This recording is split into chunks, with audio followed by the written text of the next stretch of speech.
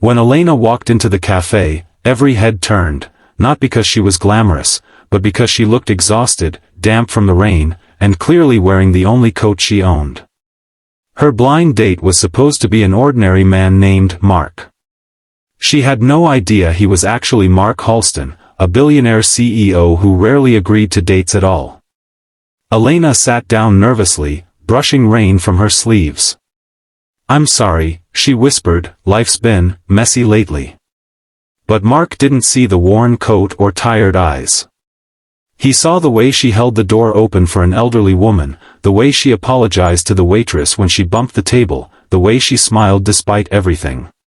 "So," he asked gently, "what made you say yes to a blind date today?" Elena gave a soft laugh. "Hope, I guess. Even when you have nothing, hope doesn't cost anything." Mark felt something shift inside him, an emotion he hadn't felt in years. Curiosity, admiration, maybe even longing. Then came the twist.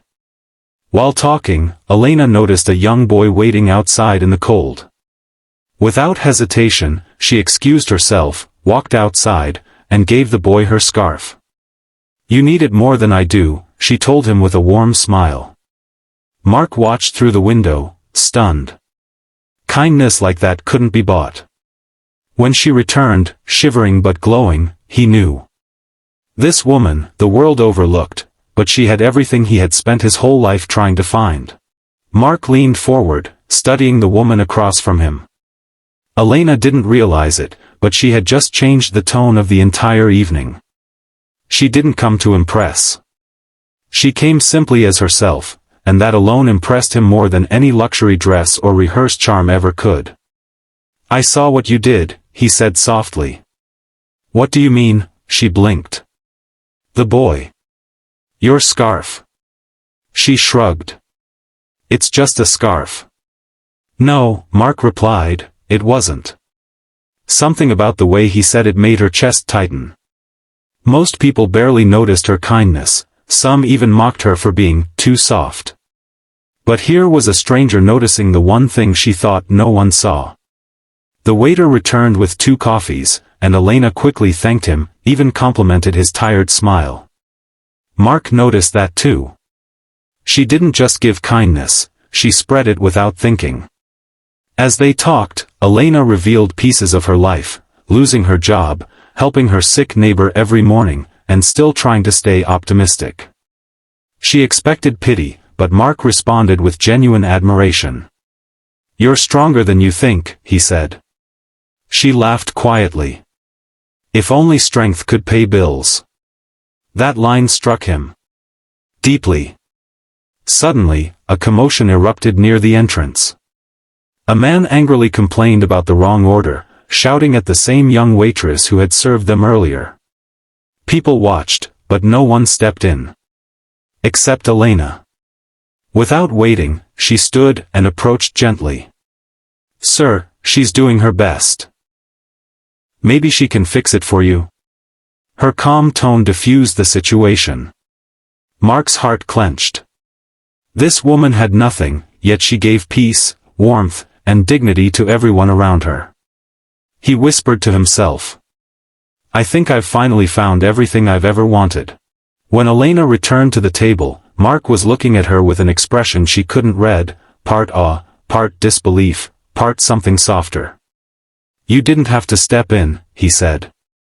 "I know," she answered. But she looked scared.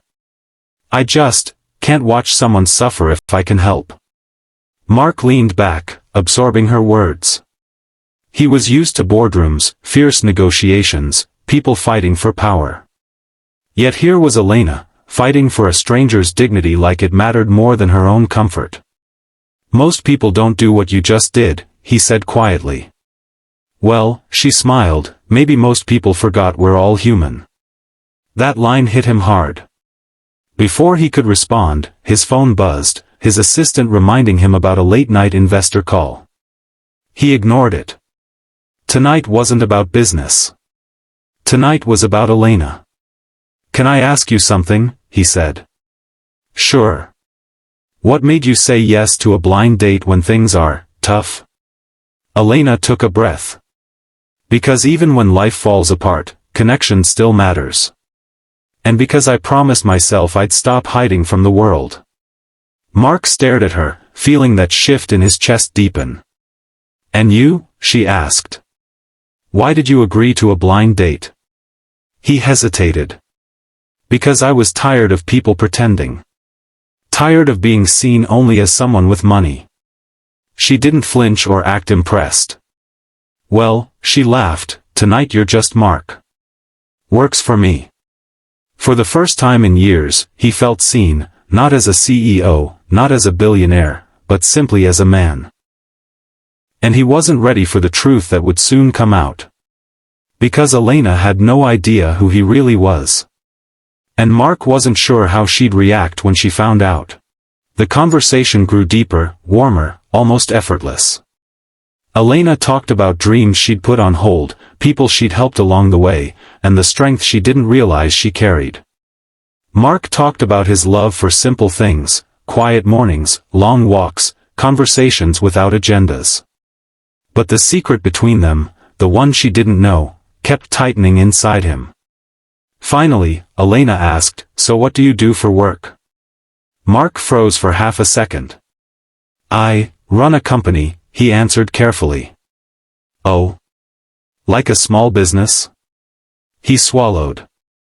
Something like that. She nodded, assuming he meant a modest place. She didn't pry. She respected privacy. They were walking out of the cafe when the rain began again. Elena lifted her face to it. Ah. I forgot my scarf, she laughed. But it's okay. Someone else needed it.